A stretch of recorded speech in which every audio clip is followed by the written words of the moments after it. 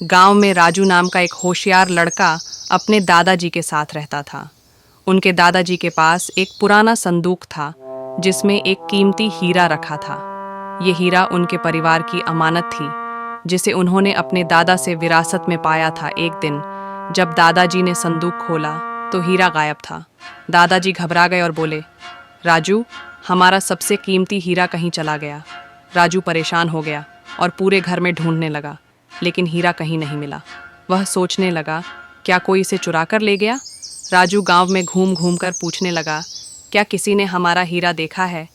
लेकिन किसी को कुछ नहीं पता था। तभी वह एक बड़े पीपल के पेड़ के पास पहुंचा, जहां हरे रंग का एक सुंदर तोता बैठा था। तोते ने राजू को देखते ही कहा, अगर तुम मेरा एक काम कर दो तो मैं तुम्हारी मदद कर सकता हूँ। राजू चौंक गया। तोता बोल रहा है? तोता मुस्कुराकर बोला, हाँ, मैं एक जादुई तोता हूँ। अगर तुम मेरा काम करोगे तो मैं तुम्हें बता सकता हूँ कि तुम्हारा हीरा कहाँ है। राजू ने उत्सुकता से पूछा, कैसा काम? तोता बोला, गांव के बाहर एक पुराना बरगद का पेड़ है, वहाँ एक लाल गेंद अटकी हुई है। अगर तुम उसे नीचे गिरा दो तो मैं तुम्हारी मदद करूँगा।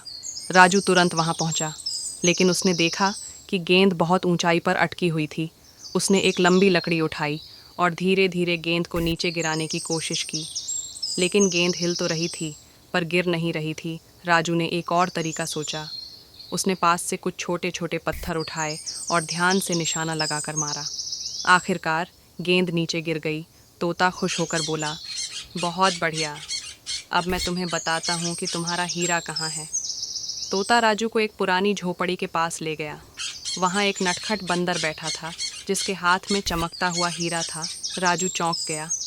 ओह, तो तुमने मेरा हीरा चुरा लिया?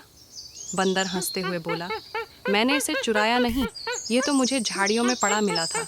राजू समझ गया कि हीरा किसी ने गिरा दिया होगा। उसने बंदर से प्यार से कहा, यह हमारे परिवार की अमानत है, क्या तुम इसे मुझे वापस दे सकते हो?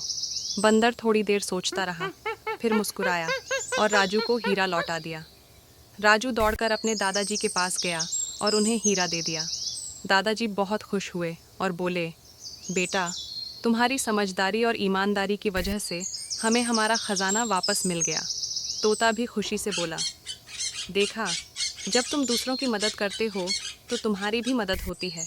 राजू मुस्कुराया और बोला, सही कहा, अब से मैं हमेशा समझदारी और धैर्य से काम लूँगा।